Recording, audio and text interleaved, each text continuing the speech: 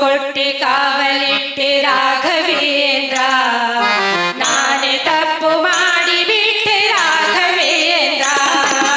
ಕಣ್ಣು ಕೊಟ್ಟಿ ಕಾವಲಿಟ್ಟೆ ರಾಘವೇಂದ್ರ, ನಾನೇ ತಪ್ಪು ಮಾಡಿ ಬಿಟ್ಟೆ ರಾಘವೇಂದ್ರ. ಅಜ್ಞಾನವ ಅಳಿಸಿ ಬಿಡು ರಾಘವೇಂದ್ರ, ಅಜ್ಞಾನವ ಅಳಿಸಿ ಬಿಡು ರಾಘವೇಂದ್ರ. ಇನ್ನೊಮ್ಮೆ ಕ್ಷಮಿಸಿ ಬಿಡು ರಾಘವೇಂದ್ರ.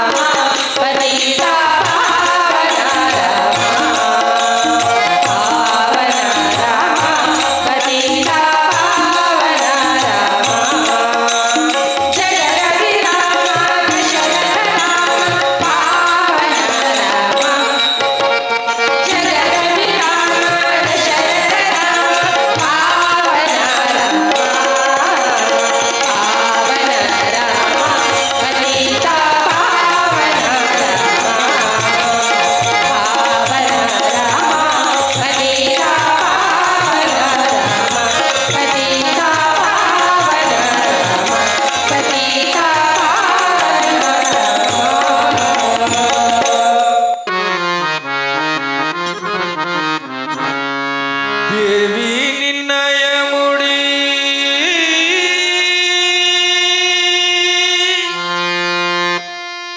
ಮ್ಯಾಲಿಟ್ಟ ಮಲ್ಲಿಗೆ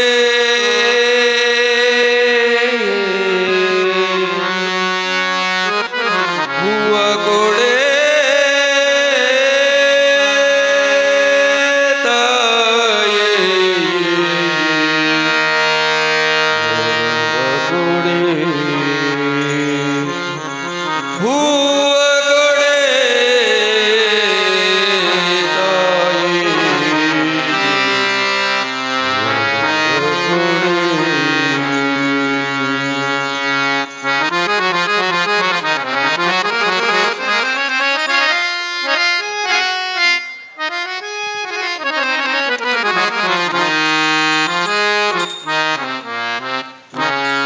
ದೇವಿ ನಿನ್ನಯ ಮುಡಿ ಮ್ಯಾಲಿಟ್ಟ ಮಲ್ಲಿಗೆ ದೇವಿ ನಿನ್ನಯ ಮುಡಿಯಾಲಿಟ್ಟ ಮಲ್ಲಿಗೆ ಹೂವ ಕೊಡೆ ತಾಯಿ ವರವ ಕೊಡೆ ಹೂವ ಕೊಡೆ ತಾಯಿ ವರವ ಕೊಡೆ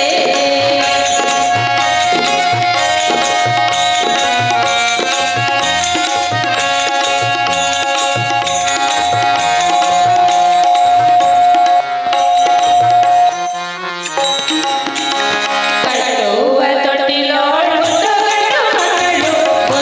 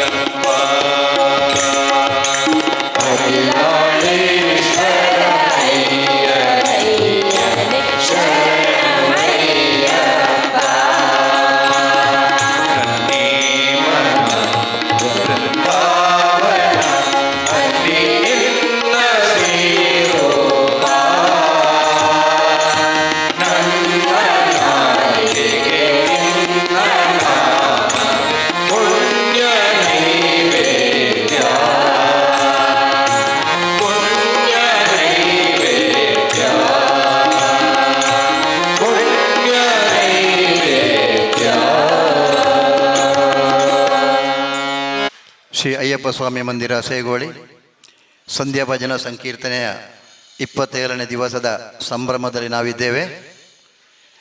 ಶ್ರೀ ಧರ್ಮಶಾಸ್ತ್ರ ಮಂಟಪ ಸುಮಾರು 27 ತಂಡಗಳಿಗೆ ಈ ವೇದಿಕೆಯ ಪಾದ ಸ್ಪರ್ಶ ಮಾಡಲಿಕ್ಕೆ ಅವಕಾಶ ಮಾಡಿಕೊಟ್ಟಿದೆ. ಧರ್ಮಶಾಸ್ತ್ರನಿಗೆ ಯಾವತ್ತೂ ನಾವು ಶರಣಾಗಬೇಕು ಅನ್ನುವುದು ನಮ್ಮೆಲ್ಲರ ಬಯಕೆ. ಭಜನೆ ಬಹಳಷ್ಟು ದೇವರನ್ನು ಹತ್ತಿರಕ್ಕೆ ಕರೆಯುವಂಥ ಒಂದು ಸಾಧನ. ನಮಗೆ ಗೊತ್ತಿದೆ, ಭಜನಾ ತಂಡದಲ್ಲಿ ಅಗರ್ಭ ಶ್ರೀಮಂತರಿರ್ಬೋದು, ಮಧ್ಯಮ ವರ್ಗದಲ್ಲಿರ್ಬೋದು, ಇಲ್ಲ ಸಾಮಾನ್ಯ ಜನರು ಕೂಡ ಇರ್ಬೋದು. ಭಗವಂತ ಅಂತಸ್ತು ನೋಡಿ ಒಲಿಯುವುದಿಲ್ಲ. ಅದಕ್ಕೆ ಮೂಲ ಉದಾಹರಣೆ ನಮ್ಮ ತಲೆ ಮೇಲೆ ಇರತಕ್ಕಂತಹ ಪುರಂದರದಾಸರು, ಅಗರ್ಭ ಶ್ರೀಮಂತರು. ಆದರೆ ಆ ಶ್ರೀಮಂತಿಕೆಯನ್ನು ದುರುಪಯೋಗಪಡಿಸಿಕೊಂಡಂಥ ಪುರಂದರದಾಸ ಕೊನೆಗೆ ಶರಣಾದದ್ದು ಶ್ರೀಕೃಷ್ಣನಿಗೆ. ಕನಕದಾಸರು ಅವರೂ ಶ್ರೀಮಂತರು, ಆದರೆ ಶರಣಾದದ್ದು ಕೃಷ್ಣನಿಗೇನೆ. ಯಾಕೆ ನಾನು ಈ ಮಾತನ್ನು ಹೇಳಿದೆ ಅಂತ ಹೇಳಿದ್ರೆ, ಹಿಂದಿನ ಸಾಧು ಸಂತರುಗಳು ಋಷಿ ಮುನಿಗಳೆಲ್ಲ ದೀರ್ಘಕಾಲದಲ್ಲಿ ತಪಸ್ಸು ಮಾಡಿ ಶಿವನನ್ನು ದೇವರನ್ನು ಒಲಿಸಿಕೊಳ್ಬಹುದಾಗಿತ್ತು. ಆದರೆ ನಂತರದ ಸಂದರ್ಭಗಳಲ್ಲಿ ಭಜನೆಯಿಂದಲೂ ಕೂಡ ದೇವರನ್ನು ಒಲಿಸಬಹುದು ಅನ್ನುವುದನ್ನು ಕರ್ನಾಟಕ ರಾಜ್ಯಕ್ಕೆ ತೋರಿಸಿಕೊಟ್ಟಂಥವರು ದಾಸದ್ವಯರು. ಕನಕದಾಸರಿರ್ಬೋದು, ಪುರಂದರದಾಸರಿರ್ಬೋದು, ಸಂತ ಶಿಶುನಾಳ ಶರೀಫ ಇರ್ಬೋದು. ಇವರೆಲ್ಲ ಭಕ್ತಿಯಿಂದ ಭಗವಂತನನ್ನು ಒಲಿಸಿಕೊಳ್ಳಿಕ್ಕೆ ಅವರಿಗೆ ಸಾಧ್ಯ ಆಗಿತ್ತು.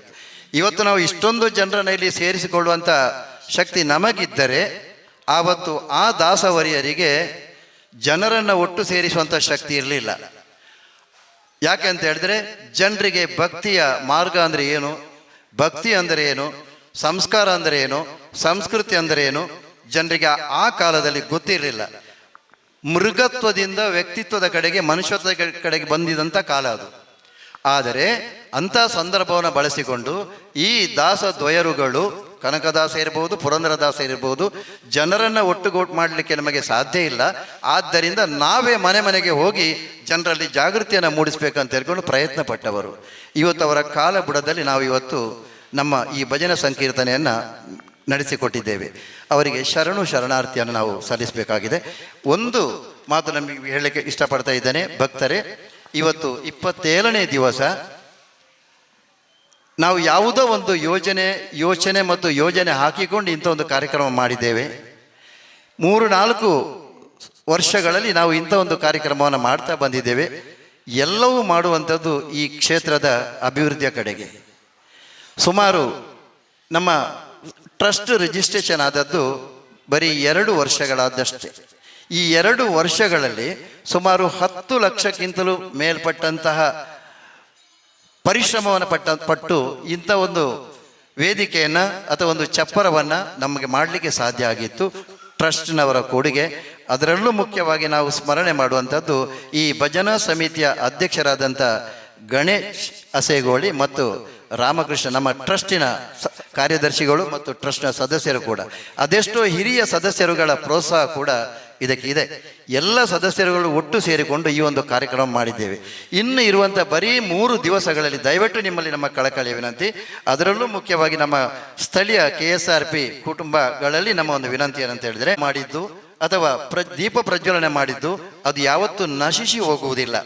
ಅನ್ನದಾನಕ್ಕಿಂತ ಬೇರೆ ದಾನ ಇಲ್ಲ ಅನ್ನತಕ್ಕಂಥದ್ದು ಇದೇ ದಾಸವರಿಯರು ಹೇಳಿದಂಥದ್ದು. ಯಾಕೆ ನಾವು ಅನ್ನದಾನ ಮಾಡಬೇಕು, ದೀಪ ಪ್ರಜ್ವಲನೆ ಮಾಡಬೇಕಂತ ಹೇಳಿದರೆ, ಅಯ್ಯಪ್ಪನಿಗೆ ಅದು ಎರಡೂ ಕೂಡ ಬಹಳ ಪ್ರಾಮುಖ್ಯ. ಅಯ್ಯಪ್ಪ ಅನ್ನದಾನ ಪ್ರಿಯನೂ ಹೌದು, ಬೆಳಕು ಪ್ರಿಯನೂ ಹೌದು. ನಮಗೆ ಇರ್ಬೋದು, ನಾವು ಬೆಳಕು ಒಂದು ಪ್ರಜ್ವಲನೆ ಮಾಡಿದ ಮಾತ್ರಕ್ಕೆ ನಮಗೆ ಅಯ್ಯಪ್ಪ ಒಲಿತಾನೆ ಅಂತ ಹೇಳಿಕೊಂಡು, ಅಯ್ಯಪ್ಪ ಯಾರಿಗೆ ಒಲಿತಾನೆ ಅಂತ ನಮಗೆ ಯಾರಿಗೂ ಗೊತ್ತಿರುವುದಿಲ್ಲ. ನಾವು ಬೆಳಕಿನಲ್ಲಿ ಅಯ್ಯಪ್ಪನನ್ನು ಕಂಡವರು, ಅನ್ನ ಪ್ರಸಾದದಲ್ಲಿ ಅಯ್ಯಪ್ಪನನ್ನು ಕಂಡವರು, ಸಂಸ್ಕೃತಿಯಲ್ಲಿ ನಾವು ಅಯ್ಯಪ್ಪನನ್ನು ಕಂಡವರು. ಹಾಗಿರುವಾಗ ಅಯ್ಯಪ್ಪ ಹೇಗೆ ಬೇಕಾದರೂ ನಮ್ಮನ್ನು ತಿರುಗಿಸಬಹುದು, ಯಾವ ರೀತಿಯಲ್ಲಿ ಬೇಕಾದರೂ ನಮ್ಮ ಮೇಲಕ್ಕೆ ಹಾಕಬಹುದು, ಕೆಳಗಿಳಿಸಲೂಬಹುದು. ಯಾಕೆ ಅಂತ ಹೇಳಿದ್ರೆ ಎಲ್ಲದಕ್ಕೂ ಕಾರಣ ಅಯ್ಯಪ್ಪನೇ. ಆದ್ದರಿಂದ ಭಜನೆ ಸಂಕೀರ್ತನ ಇವತ್ತು ನಡೆಸಿಕೊಟ್ಟಂಥ ನಮ್ಮ ತಂಡ ಶ್ರೀ ದುರ್ಗಾ ಪರಮೇಶ್ವರಿ ಭಜನಾ ಮಂಡಳಿ, ಮೊಗರೋಡಿ, ಮಂಗಳೂರು, ಭಾಳ ಸುಶ್ರಾವವಾಗಿ ತಮ್ಮ ಸುಮಧುರ ಕಂಠದಲ್ಲಿ, ತಮ್ಮ ಸಿರಿ ಕಂಠದಲ್ಲಿ ಇವತ್ತು ಹಾಡಿದ್ದೀರ ಸರ್. ಪ್ರತಿ ಒಂದು ದಿವಸದ ಇವತ್ತು 27ನೇ ದಿವಸ ಪ್ರತಿಯೊಂದು ತಂಡ ಕೂಡ ಈ ವೇದಿಕೆಯಲ್ಲಿ ಒಬ್ಬರ ಮೇಲೆ ಒಬ್ಬರು, ಒಬ್ಬರ ನಂತರ ಒಬ್ಬರು ಈ ರೀತಿಯಲ್ಲಿ ಬಹಳ ಸುಂದರವಾಗಿ ಸಂಕೀರ್ತನೆಯನ್ನು ಆಡಿಸಿಕೊಂಡು ಮೂಡಿ ಬಂದಿದೆ ಈ ವೇದಿಕೆಯಲ್ಲಿ. ನಿಮಗೂ ಕೂಡ ಅಯ್ಯಪ್ಪನ ಆ ಒಂದು ಕೃಪೆ ನಿಮ್ಮ ಮೇಲೆ ಇರಲಿ. ನೀವು ಮುಂದೆಯೂ ಕೂಡ, ಇವತ್ತು ನಮಗೆ ಬಹಳ ಖುಷಿಯಾಗುತ್ತೆ, ಹಿರಿಯರಿದ್ದೀರಿ ಬಹಳಷ್ಟು. ಅಂದರೆ ಈ ವೇದಿಕೆಯಲ್ಲಿ 7 ವರ್ಷದಿಂದ 70 ವರ್ಷದವರೆಗಿನ ಹಿರಿಯ ನಾಗರಿಕರು ಕೂಡ ಈ ವೇದಿಕೆಯಲ್ಲಿ ಕೂತ್ಕೊಂಡು ಭಜನೆ ಸಂಕೀರ್ತನೆ ಮಾಡಿದ್ದಾರೆ. ಇಲ್ಲಿ ಇದರಲ್ಲಿ ಶ್ರೀಮಂತರು ಇರ್ಬೋದು, ಅಗರ್ಭ ಶ್ರೀಮಂತರು ಇರ್ಬೋದು. ಆದರೂ ನಿಮಗೆ ಈ ಭಜನೆ ಮಾಡಬೇಕಂತ ಏನು ಅವಶ್ಯಕತೆ ಇರಲಿಲ್ಲ. ಆದರೆ ನೀವು ಯಾಕೆ ಮಾಡಿದ್ರಿ ಅಂತ ಹೇಳಿದ್ರೆ, ಮಾಡಿದಂಥ ಸಂಪಾದನೆ ಮಾಡಿದಂಥ ಅದು ಪ್ರಜೆಗಳಿಗೆ ವಿನಿಯೋಗ ಆಗಬೇಕು, ದೀನ ದಲಿತರಿಗೆ ಅದು ವಿನಿಯೋಗ ಆಗಬೇಕು. ಭಜನೆ ಪ್ರತಿಯೊಬ್ಬರಿಗೂ ಸಲ್ಲುವಂಥದ್ದು. ನಾವು ಏನೇ ಮಾಡಿ ಸಂಪಾದನೆ ಮಾಡಿದರೂ ಕೂಡ ಅದು ಕ್ಷೇತ್ರಕ್ಕೆ ಸಲ್ಲಬೇಕು, ಸಮಾಜಕ್ಕೆ ಸಲ್ಲಬೇಕು, ದುರ್ಬಲರಿಗೆ ಸಲ್ಲಬೇಕನ್ನತಕ್ಕಂಥ ಯೋಜನೆಯಿಂದ ನಾವು ಇವತ್ತು ನೀವೆಲ್ಲ ಬಂದಿದ್ದೀರಿ. ನಿಮಗೆ ಮತ್ತೊಮ್ಮೆ ಕ್ಷೇತ್ರದ ವತಿಯಿಂದ ತುಂಬು ಹೃದಯದ ಅಭಿನಂದನೆಗಳನ್ನು ಸಲ್ಲಿಸುತ್ತಾ, ಮುಂದೆ ನಮ್ಮ ಮಹಾಪೂಜೆಯ ಸನ್ನಿಧಿಯಲ್ಲಿ ನಡೆಯುತ್ತದೆ. ದಯವಿಟ್ಟು ಎಲ್ಲ ನಮ್ಮ ಭಜನಾ ತಂಡ ಮತ್ತು ಭಕ್ತರೆಲ್ಲ ಹೋಗ್ಬೇಕು. ಅದಕ್ಕಿಂತ ಮುಂಚಿತವಾಗಿ ಈ ಒಂದು ತಂಡಕ್ಕೆ ಶಾಲಿನ ಗೌರವ ಮತ್ತು ಸ್ಮರಣಿಕೆಯ ಗೌರವವನ್ನು ನೀಡಲಿಕ್ಕೆ ಬಂದಿದ್ದಾರೆ ನಮ್ಮ ಶ್ರೀಮತಿ ಸುಧಾ ಸೀತಾರಾಮ ಶೆಟ್ಟರು ಮತ್ತು ಶ್ರೀಮತಿ ವಿಜಯ ಜಯರೈ ಅವರು.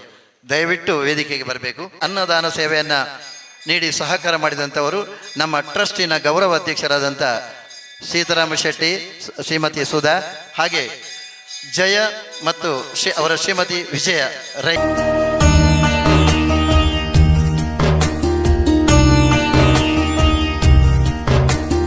ಜೀರ್ಣೋದ್ಧಾರ ಆಗುವಂಥ ಸಂದರ್ಭದಲ್ಲಿ ಸುಮಾರು 25,000 ರೂಪಾಯಿ ಹಣವನ್ನು ದೇಣಿಗೆಯಾಗಿ ಅವರು ನೀಡಿದ್ದಾರೆ. ಅವರಿಗೂ ಕೂಡ ನಾವು ಈ ಕ್ಷೇತ್ರದ ಪರವಾಗಿ ಇವತ್ತು ನಾವು ಅವರ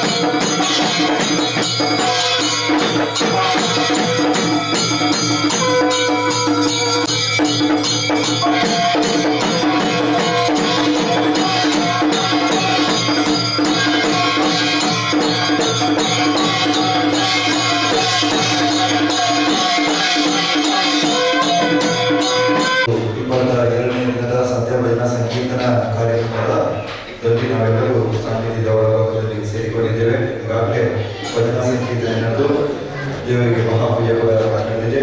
ಭಜನಾ ಸಂಕೀರ್ತನ ಸೇವೆಯನ್ನು ನೆರವೇರಿಸಿಕೊಟ್ಟವರು ಶ್ರೀ ದುರ್ಗಾ ಪರಮೇಶ್ವರಿ ಭಜನಾ ಮಂಡಳಿ ಮಂಗಳೂರು ಮಂಗಳೂರು ಕ್ಷೇತ್ರಕ್ಕೆ ಆಗಮಿಸಿ ವಿಶೇಷವಾದ ಸೇವೆಯನ್ನು ಸಲ್ಲಿಸಿರುತ್ತಾರೆ. ಅವರಿಗೆ ಕ್ಷೇತ್ರದ ವತಿಯಿಂದ ಭಕ್ತಿಯ ವಂದನೆಗಳನ್ನು ಸಲ್ಲಿಸುತ್ತೇವೆ.